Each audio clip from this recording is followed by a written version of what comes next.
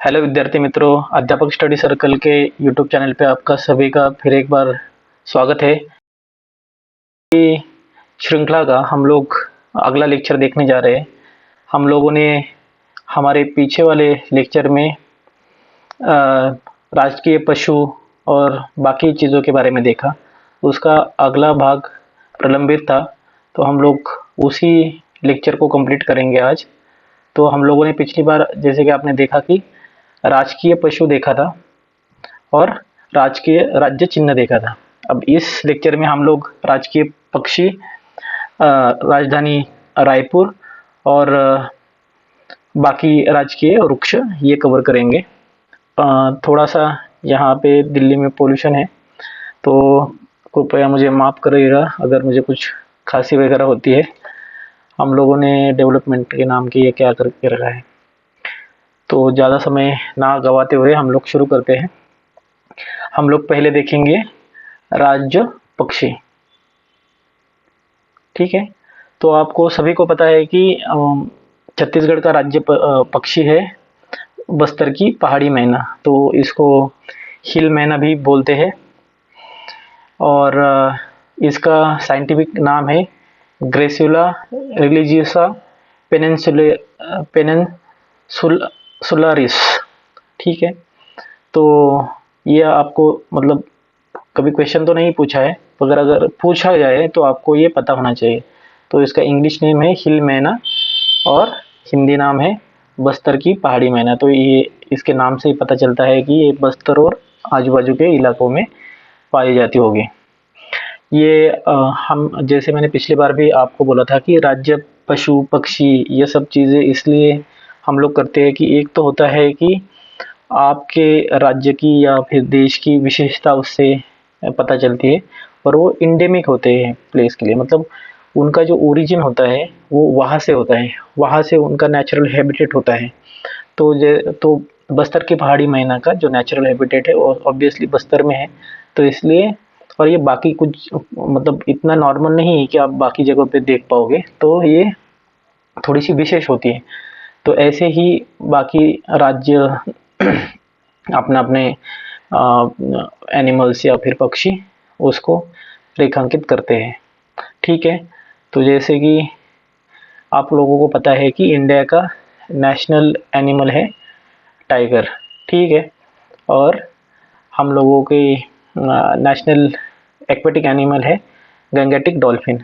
तो ये ऐसी कुछ चीज़ें हैं जो आपको पता होनी चाहिए। नेशनल बर्ड हमारा पिकॉक है।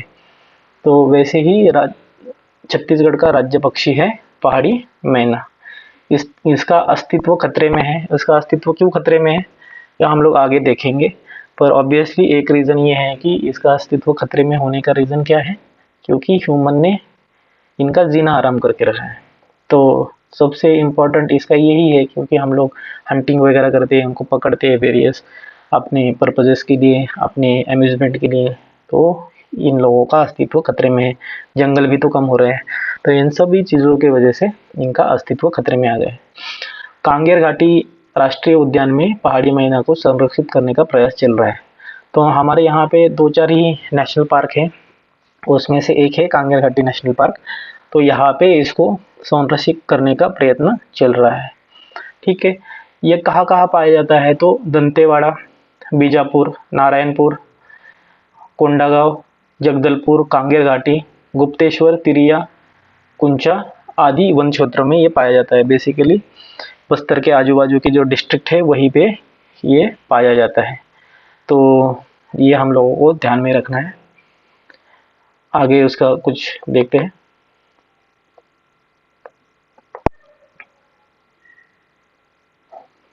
ठीक है, तो राज्य पक्षी तो हमको पता है कि बस्तर की पहाड़ी मैना है। तो इसका हम लोग कुछ इन्फॉर्मेशन देखते हैं। प्राणी शास्त्र में 4 प्रकार के पहाड़ी मैनाओं का विवरण मिलता है। तो 4 प्रकार की पहाड़ी मैनाएं मिलती है। कौन सी है? एक है उत्तरी, दक्षिणी, पूर्वी और एक है अंडमान हिल मैना। तो इनके नाम देखते हैं। उत्तरी मैना को साइंटिफिक नेम है ग्रेकुला रिलीजियोसा, दक्षिणी का है ग्रेकुला इंटरमीजिया, पूर्वी है ग्रेटी पेनिनसुलेरिस और अंडमान हिल मैना को बोलते हैं ग्रेटी अंडमानेंसिस। ठीक है, तो ग्रेटी पेनिनसुलरिस है, वही है बस्तर की हिल मैना। तो पेनिनसुला के रीजन में पाई जाती है, इसलिए इसको पेनिनसुला का मतलब उसके नाम में है। तो आप उस तरह से ध्यान में रख सकते हैं कि पेनिनसुलर रीजन में आती है हमारा छत्तीसगढ़, तो इसलिए ग्रेटी पेनिनसुलरिस करके अब हमारी पहाड़ी मैना इस साइंटिफिक नेम से जानी जाती है।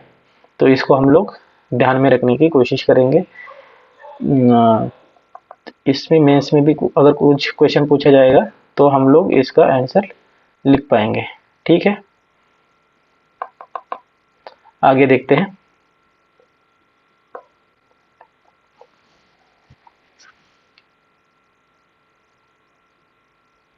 शारीरिक संरचना देखेंगे। मैंने यहाँ पे मैना का फोटो दिया हुआ है, हम लोगों ने, बहुत सारे लोगों ने तो देखी ही होगी इसको। जिन लोगों ने नहीं देखी है वो लोग यहाँ पे देख लें। अगर इसका डिस्क्रिप्शन पूछा जाए तो हम लोग इसका डिस्क्रिप्शन यहाँ पे, ये जब आप इमेज देखते हो तो एक मेमोरी में आपकी इमेज स्टोर हो जाती है, तो आप ये लिख सकते हैं। इसलिए इमेज मैंने देख के रखी है। तो इसके बारे में देखते हैं। तो आप देखिए कि इसके पंख है वो काले हैं, तो पंख इसके बेसिकली काले हैं। और जिनके तो ये छोर है ये सफ़ेद है, उस साइड भी ये सफ़ेद होता है। तो एकदम लास्ट के जो छोर होते हैं सफ़ेद होता है। चोंच है इसकी वो गुलाबी, थोड़ी सी पीली है पर गुलाबी होती है। और जो उसका कंठ होता है वो भी पीला होता है। तो ये इस साइड कंठ है वो भी पीला होता है, और पैर भी इसके पीले ही होते हैं। अधिकतम लंबाई इसकी 1 फीट के आसपास रहती है। ठीक है, तो ये इसका मतलब शारीरिक संरचना है, ये हम लोग ध्यान में रखेंगे। अगर इस पे क्वेश्चन आता है तो आप इसको लिख पाएंगे, या फिर प्रीलिम्स में भी आता है तो भी आप इसको टैकल कर पाएंगे। ठीक है, आगे चलते हैं।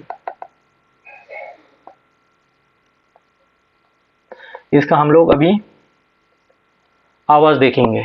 तो कहाँ कहाँ पे हमें मिलती है, कहाँ कहाँ पे ये रहती है। तो ये पर्वतीय वन क्षेत्रों में पेड़ों के छतरों पर बसती है, मतलब एकदम ऊपर बसती है।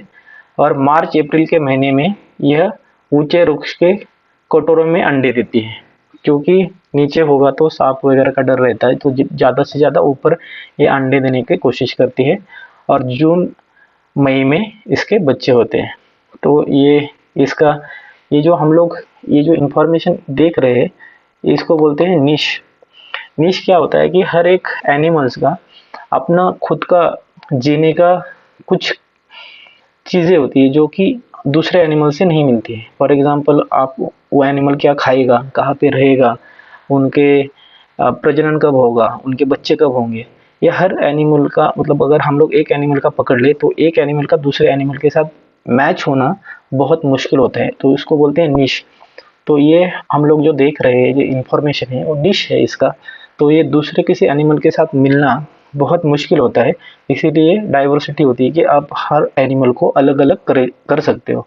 ठीक है, तो ये निश है इनका, इसके बारे में ये इन्फॉर्मेशन होती है कि बेसिकली ये इनके लिए ही एप्लीकेबल होती है, वो किसी और एनिमल के लिए एप्लीकेबल होना बहुत मुश्किल होता है। ठीक है, आगे देखते हैं शत्रु क्या है इनके। तो ये एक चीज़ इसकी ये है कि दुर्लभ होने के का इनका प्रमुख कारण है इनकी समृद्ध घरों में, जो हम लोग अमीर लोग हैं इनकी घरों में इनकी बहुत बेतहाशा मांग है, तस्करी होती है। ये सब क्यों होता है तो हम लोग आगे देखेंगे। और इनके बच्चों को पकड़ने वालों पर भी पूर्ण रोक लगाना ही एकमात्र उपाय है, पर ये नहीं हो पाता है। इनका संरक्षण भी हम लोग अच्छे से नहीं कर पाते हैं। ट्राइबल लोग भी कभी कभी इनकी स्मगलिंग करते हैं पैसों के लिए। तो और एक रीज़न ये है कि जो वनों के अंदर बेरोक टोक आवाजाही है लोगों की, उसकी वजह से भी इनको बहुत सारा खतरा होता है।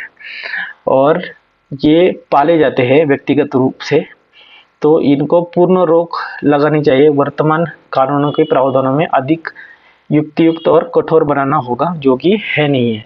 तो बेसिकली ये जो पहाड़ी मैना है वो ह्यूमन आवाज़ को रिप्लिकेट कर सकती है। तो लोग अपने अम्यूज़मेंट के लिए थोड़ा सा कूल लगते हैं बर्ड्स, दिखने के लिए भी, तो लोगों को इम्प्रेस करने के लिए ये सब कुछ करा जाता है। तो इसकी वजह से फिर क्या होता है कि इनकी शिकार करी जाती है, इनको पकड़ने की कोशिश करी जाती है, उसमें वो मर जाते हैं। तो ये कहीं पे अगर आप स्मगलिंग कर रहे हैं इलीगली, तो ये अच्छे से कैरी नहीं करे जाते, वहाँ पे मरते हैं। किसी के घर में होंगे तो उसकी अगर उनको अच्छे से खाना पीना नहीं मिलेगा तो वहाँ पे उनकी डेथ हो जाएगी। तो ये सब बहुत सारे कारणों की, बेसिकली ह्यूमन इंटरफेरेंस की वजह से ही इनकी डेथ हो रही है। ठीक है, आगे देखते हैं।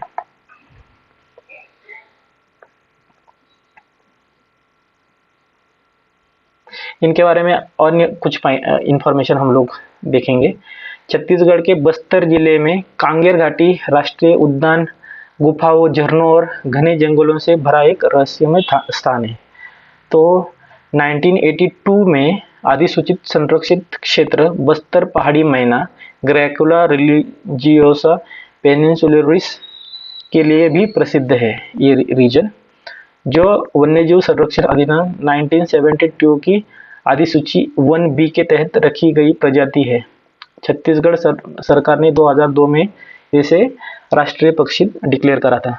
तो ये जो हम लोग अभी हम लोगों ने देखा कि वन्यजीव संरक्षण अधिनियम, वाइल्ड लाइफ प्रोटेक्शन एक्ट इसको बोलते हैं, 1972 में इसको पास करा गया था। तो इसमें 6 अनुसूची है।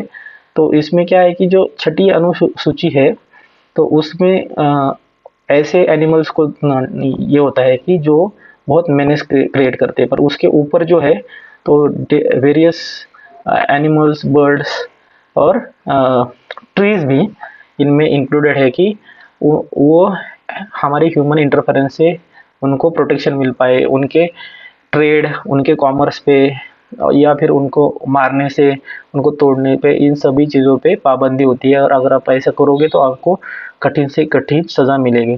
तो अनुसूची 1 में वही एनिमल्स होते हैं जो कि बहुत ज़्यादा उनको प्रोटेक्शन मिला है, उनको बहुत ज़्यादा कड़ी सज़ा मिलती है। तो इसमें बाघ है, हमारी बस्तर पहाड़ी मैना है, तो ऐसे कुछ कुछ एनिमल्स है। उसके बाद घड़ियाल करके एक टाइप है घड़ियाल का, तो वो बेसिकली चंबल रिवर के आसपास मिलता है, तो उसको इन सबको इसमें इंक्लूड करा हुआ है। तो यहाँ पे इसमें मैक्सिमम पनिशमेंट की प्रोविज़न होती है, फिर भी ये बहुत ज़्यादा इफ़ेक्टिव नहीं हो पा रहा है क्योंकि लोग मानते नहीं हैं, इसकी इलीगल स्मगलिंग होती ही रहती है। ठीक है, आगे देखते हैं। बस्तर पहाड़ी मैना कांगेर घाटी राष्ट्रीय उद्यान की स्थानिक प्रजाति है, तो इसको ध्यान में रखना पड़ेगा।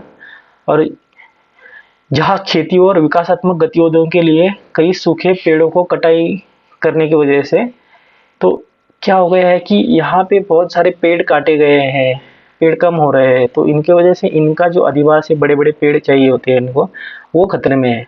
तो इनको फिर अंडे नहीं दे पाते हैं। तो ऑब्वियसली अगर इनका पॉपुलेशन नहीं बढ़ेगा तो ये खतरे में आ जाएगा, और ह्यूमन तो इनके पीछे पड़ा ही हुआ है।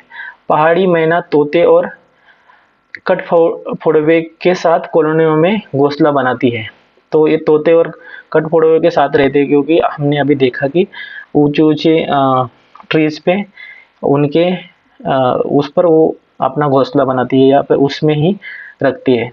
तो सूखे साल, शोरिया रोबस्टा, साल के ट्री को शोरिया रोबस्टा बोलते हैं, कि पेड़ों में कठफोड़ा द्वारा बनाए गए छेद पहाड़ी मैना को पसंद होते हैं। तो खुद के घोंसले बनाने से ये क्या करते हैं कि जो कठफोड़वा ने बनाया होता है, जो गुफा टाइप ट्रीज के अंदर, तो वहीं पे ये लोग अपना अंडे देते हैं, वहीं पे रहना इनको पसंद है। विशेष रूप से बस्तर में कठफोड़वा की 11 निवासी प्रजातियां हैं जो नियमित रूप से कई पेड़ों में छेद करती रहती है और इसी में ये घोंसले बनाते हैं। तो देखो ये कितने एक दूसरे पे डिपेंडेंट है। अगर कठफोड़ों का भी पॉपुलेशन कम हो जाएगा फिर भी ये भी खतरे में आ सकता है। तो ये एकदम इंटर कनेक्टेड होती है हर स्पेसीज एक दूसरे के साथ, और किसी भी स्पेसीज कम हो जाएगी तो उसका पूरे बायोडाइवर्सिटी पे उसका अफेक्ट होता है। तो हम लोगों को ये ध्यान में रखना चाहिए कि एक सिर्फ हम लोगों को एनिमल या बर्ड को नहीं बचाना है, सभी को बचाना है, तब ही जाके हम लोग भी बच पाएंगे, क्योंकि हम भी कहीं ना कहीं इन सब से इंटीग्रेटेड रहते हैं। जैसे कि आपको पता है कि मधुमक्खियाँ मर रही है, तो मधुमक्खियाँ मरेगी तो क्या हो जाएगा कि जो जर्मिनेशन की प्रोसेस है फ्लावर्स में वो नहीं हो पाएगी, तो उससे आपकी एग्रीकल्चर ग्रोथ कम हो सकती है। फॉरेस्ट की ग्रोथ कम हो सकती है। अगर वो फॉरेस्ट की ग्रोथ कम होगी, एग्रीकल्चर की ग्रोथ कम होगी, तो हमें ही फूड शॉर्टेज होगा। तो एक मधुमक्खी कितनी इंपॉर्टेंट होती है हमारी बायोडाइवर्सिटी के लिए, ऐसे ही हर एक एनिमल का रोल है हमारे फूड चेन में। और कहीं पे भी वो डिस्टर्ब हो जाता है किसी भी लेवल पे, तो भी पूरी फूड चेन अफेक्ट हो जाती है। तो वैसे ही बस्तर पहाड़ी मैना प्रत्येक बिल का सर्वेक्षण करती है, और और फिर कई बार दौरे के बाद घोंसला चुनती है कि कौन सा घोंसला बेस्ट है उसके हिसाब से। तो ये सभी बर्ड्स एक दूसरे पे बहुत डिपेंडेंट होते हैं। किसी का भी अगर कम हो जाएगा तो बाकियों पे इसका गलत असर पड़ सकता है। तो ये हमको ध्यान में रखने की बहुत ज़रूरत है। ठीक है, आगे देखते हैं।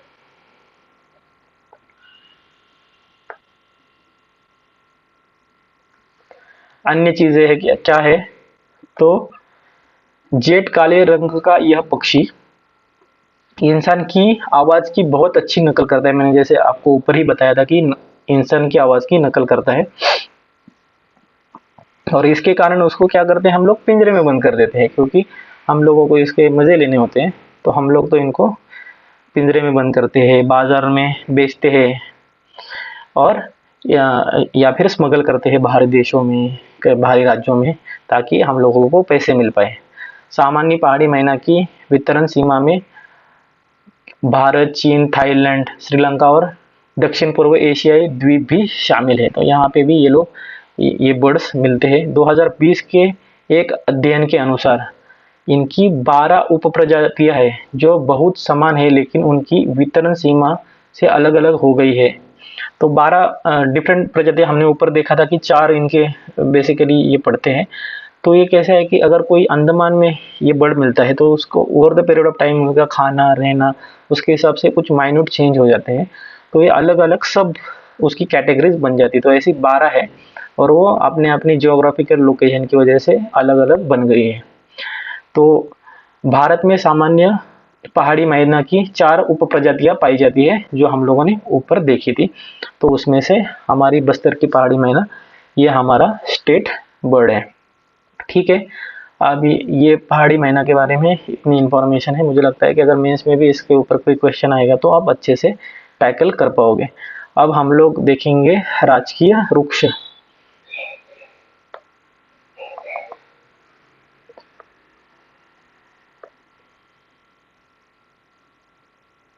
ठीक है, तो हर स्टेट में जैसे राज्य का पक्षी है, प्राणी है, वैसे ही वृक्ष भी है।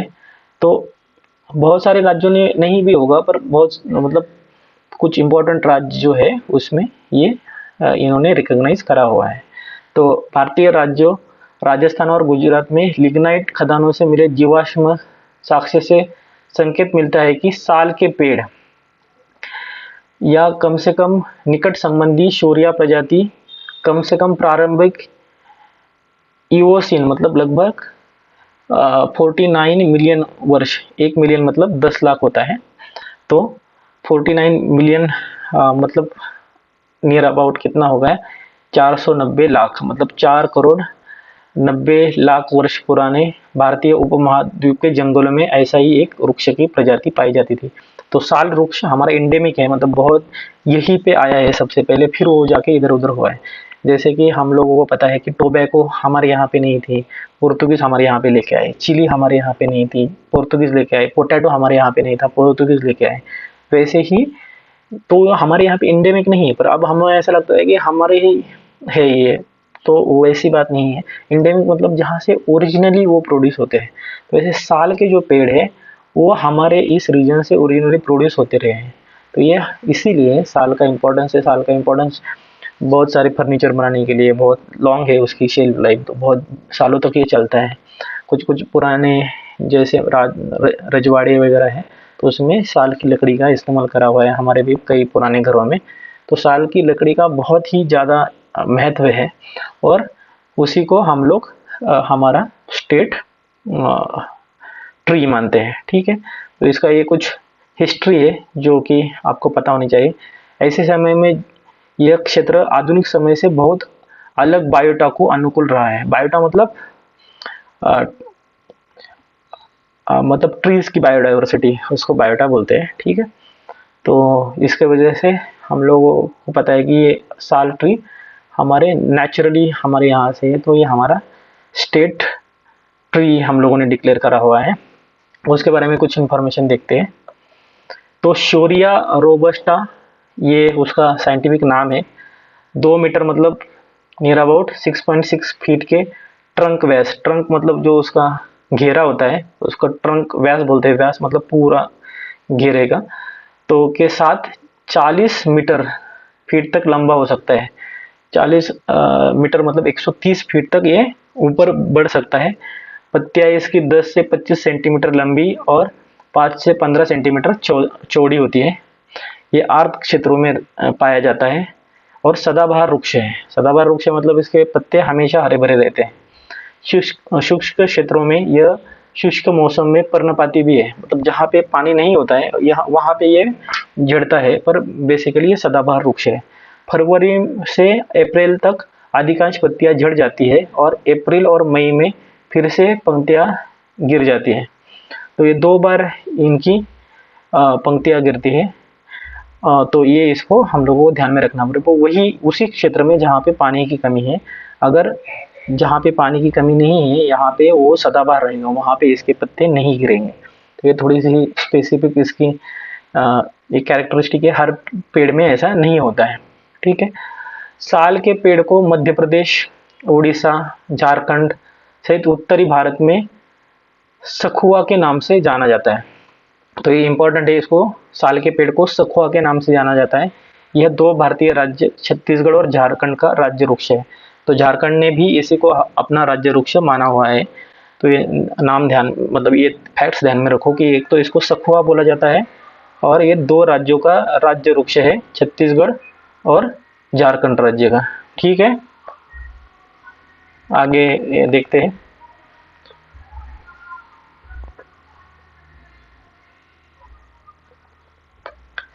राजकीय वृक्ष, इसी के बारे में हम लोग और इन्फॉर्मेशन लेंगे। तो यह पेड़ भारतीय उपमहाद्वीप का मूल निवासी है, मैंने जैसे बोला एंडेमिक है ये हमारे यहाँ पे, जो हिमालय के दक्षिण में, पूर्व में म्यांमार से लेकर नेपाल तक फैला हुआ है। भारत और बांग्लादेश में भी ये पाया जाता है। भारत में ज़्यादातर ये छत्तीसगढ़, असम, बंगाल, उड़ीसा, झारखंड के पश्चिम से लेकर हरियाणा में यमुना के पूर्व में शिवालिक पहाड़ियों तक फैला हुआ है, ठीक है। तो मतलब पूरे ही नॉर्थ इंडिया में हम लोग बोल सकते हैं कि ये फैला हुआ है टिल दी हरियाणा, ठीक है। यह सीमा पूर्वी घाट और मध्य भारत की पूर्वी विंध्य और सातपुड़ा पर्वतमाला तक भी फैला हुआ है। बेसिकली ये इंडिया में हर जगह ही मिलता है, पर सेंट्रल इंडिया और नॉर्दर्न इंडिया में शिवालिक पर्वत मतलब हिमालय जहाँ से शुरू होता है, फर्स्ट जो रो है हिमालय की उसको शिवालिक बोलते हैं, तो वहाँ तक ये फैला हुआ है। ये अक्सर उन जंगलों में प्रमुख पेड़ होता है जहाँ यह होता है, तो यहाँ ये जहाँ भी पाया जाता है ये उस जंगल का प्रमुख पेड़ ही होता है, इतना ये मतलब उसका इम्पैक्ट वहाँ पे होता है, इतनी जल्दी से ये बढ़ता है। नेपाल में यह मुख्यतः पूर्व से पश्चिम तक तराई क्षेत्र में पाया जाता है। तराई मैंने आपको जैसे बोला कि रिवर जैसे ऊपर से बहते आती है, तो जैसे उसका स्लोप कम हो जाता है तो जो अपने साथ मिट्टी पत्थर लेके आई है सभी डिपॉजिट करती है, तो जहाँ पे डिपॉजिट करती है वहाँ पे दलदल जैसा एक ये बोलते हैं कीचड़ बन जाता है, तो उस क्षेत्र को तराई बोलते हैं। तो इस तराई इसमें पाई जाता है। और विशेष रूप से उपोष्ण कटिबंधीय जलवायु क्षेत्र में शिवालिक पहाड़ियों में चिड़िया रेंज में यह पाया जाता है। यहाँ यहाँ कई संरक्षित क्षेत्र है, जैसे चितवन है, चितवन नेशनल पार्क है, ये नेपाल का है। बद्रिया नेशनल पार्क है, ये भी नेपाल का है। और शुक्ला फांटा नेशनल पार्क है, ये भी नेपाल का है, जहाँ विशाल बड़े बड़े साल के ट्रीज पाए जाते हैं इनके जंगलों में। यह पहाड़ी क्षेत्र की निचली बेल्ट और भीतरी तराई में भी पाया जाता है। तो पहाड़ी क्षेत्र की निचली बेल्ट में और भीतरी तराई में भी ये पाया जाता है, ठीक है। आगे हम लोग इसकी इंफॉर्मेशन देखेंगे।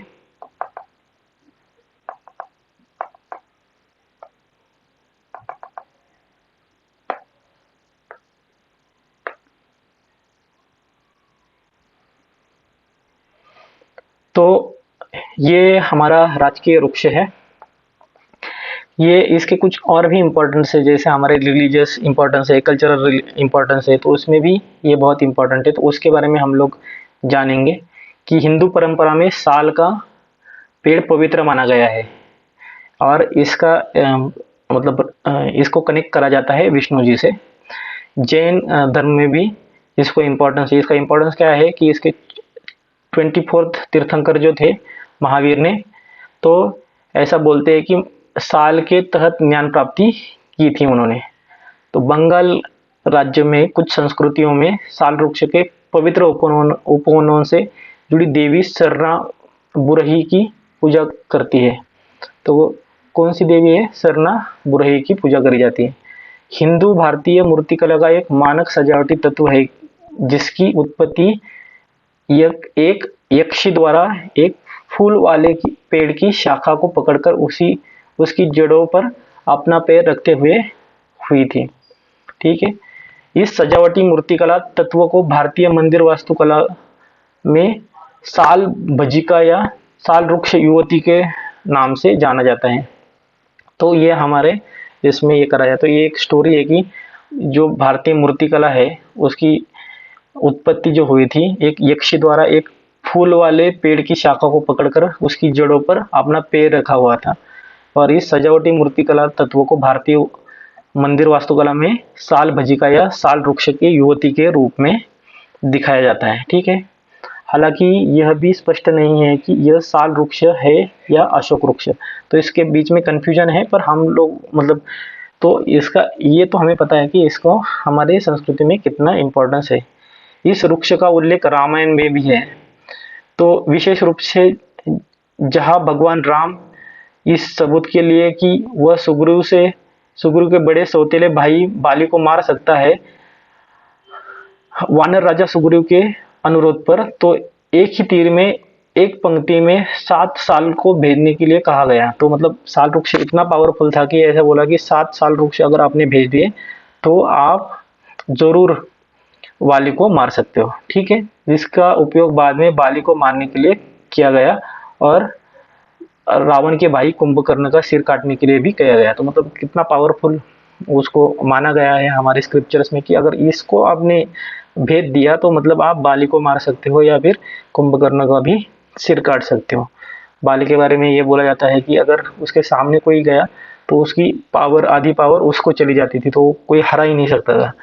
तो मतलब कितना पावरफुल होगा। और उसको मारने के लिए अगर आप साल के वृक्ष के 7 वृक्षों को भेज सकते हो तो आप उतने पावरफुल माने जाओगे। ठीक है।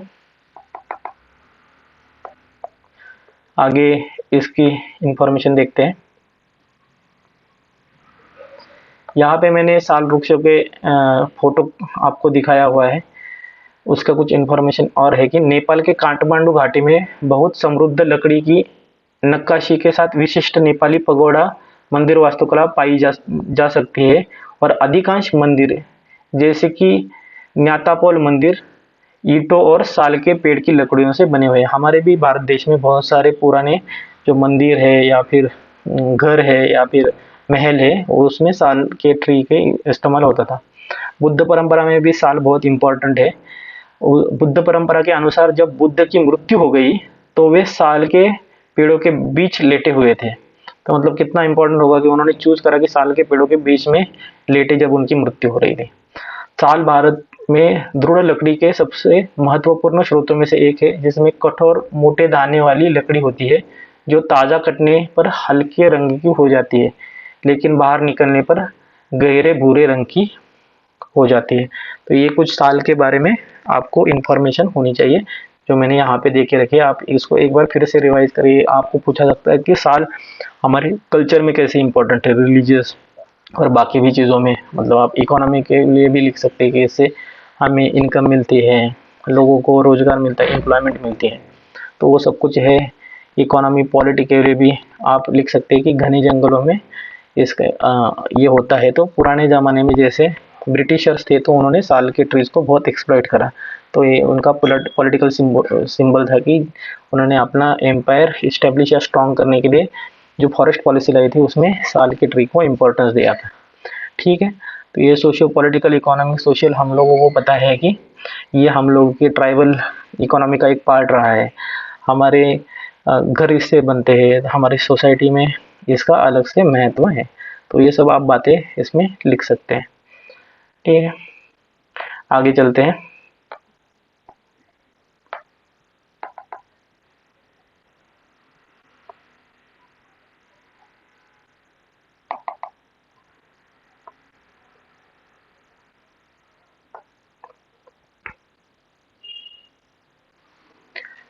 राजधानी के बारे में कुछ इन्फॉर्मेशन देखेंगे। तो हमें पता है कि छत्तीसगढ़ की राजधानी रायपुर है, और इसके बारे में ऐसी मान्यता है कि कलचुरी वंश के राजा रामचंद्र ने रायपुर शहर की स्थापना की थी। तो कलचुरी वंश के राजा रामचंद्र ने रायपुर शहर की स्थापना की थी, और उनके पुत्र ब्रह्मदेव राय के नाम पे इसका नामकरण हुआ था। तो उनके पुत्र थे ब्रह्मदेव राय, तो उसके नाम पे इसको रायपुर नाम मिला था। अंतिम कलचुरी शासक जो थे अमरदेव सिंह, तो उनको पदच्युत करने के बाद मराठाओं ने इसको 1758 में अपने अधिकार में जमा करा था, जिन्होंने रतनपुर में अपनी राजधानी स्थलांतरित कर ली। तो इसका इम्पोर्टेंस तब कम हो गया जब मराठाओं ने इसको कैप्चर करा, क्योंकि उन्होंने अपनी राजधानी रायपुर रतनपुर में शिफ्ट कर ली थी। बाद में कर्नल एंग्लियो द्वारा पुनः रायपुर को छत्तीसगढ़ की राजधानी बनाया गया। तो ये कर्नल एंग्लियो का नाम भी ध्यान में रखिए, मराठाओं का हिस्ट्री ध्यान में रखिए। तो अभी जो नई राजधानी बनी है उसको बोलते हैं नया रायपुर। तो ये नया रायपुर के बारे में ये है कि कुठेर भाटा राखी गांव में नया रायपुर ये विकसित करा गया है, और ये 8013 हेक्टेयर में ये बनी हुई 3 चरणों में विकसित किया गया है। और 13वें वित्त आयोग ने रायपुर बनने के लिए 550 करोड़ रुपए की निधि प्रस्तावित की थी और दी थी। तो ये कुछ फैक्ट्स है नए रायपुर और पुराने रायपुर की हिस्ट्री के बारे में आपको पता होनी चाहिए। ठीक है, आगे चलते हैं।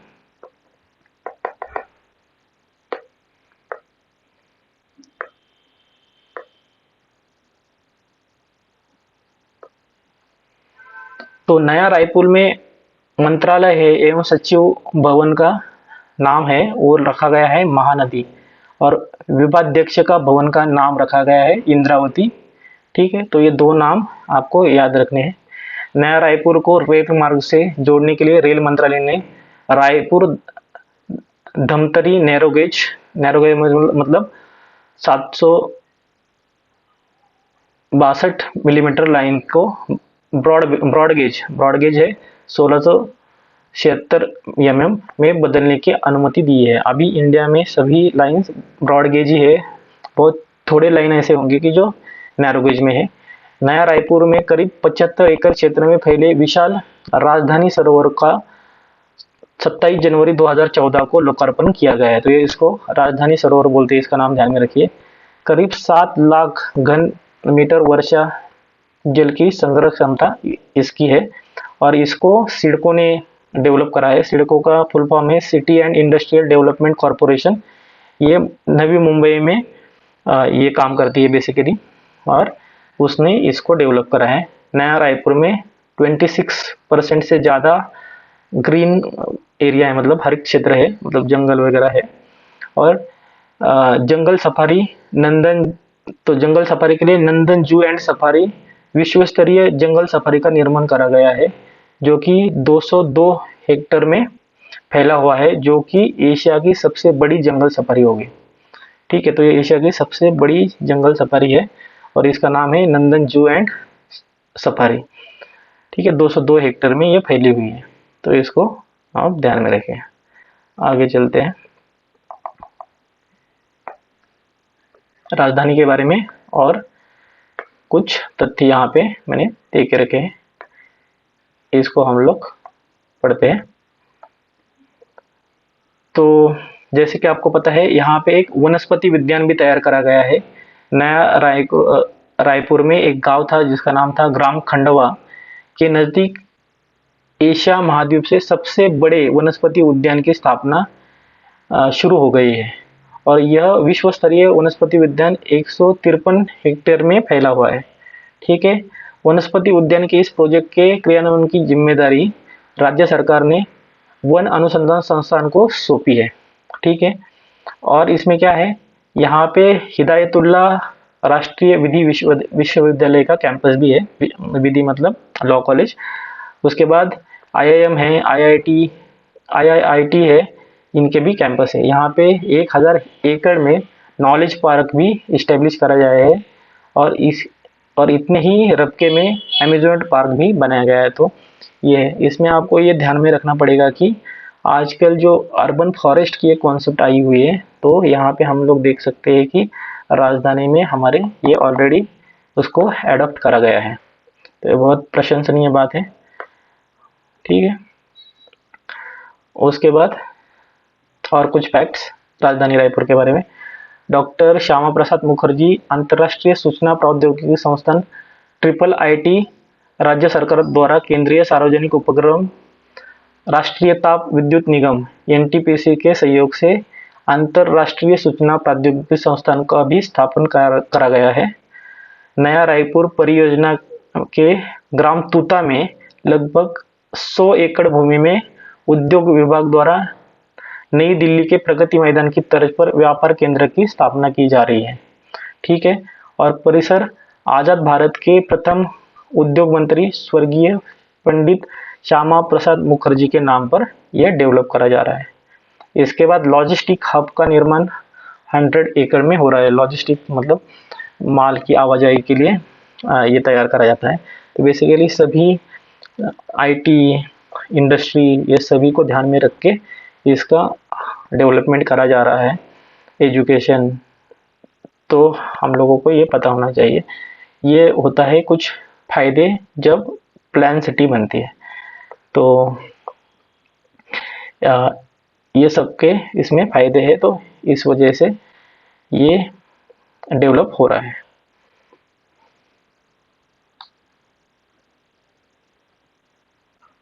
ठीक है, तो थैंक यू वेरी मच। आपने लेक्चर देखा होगा, मैं आशा करता हूँ कि आपको पसंद आएगा। आप इसको एक बार फिर से रिवाइज करिए, बहुत सारे तथ्य है इसमें, तो आपको एक रिवीजन मारना पड़ेगा। आपने लेक्चर बहुत ध्यान से देखा और सुना, इसके लिए थैंक यू। प्लीज़ सब्सक्राइब करिए, लाइक करिए, कमेंट करिए, अपने दोस्तों को भी फॉलो करने के लिए बोलिए, उनको भी शेयर करिए, उनका भी नॉलेज बढ़ाइए, और ऐसे ही आपकी मदद और प्रेम बनाए रखिए। Thank you very much, take care.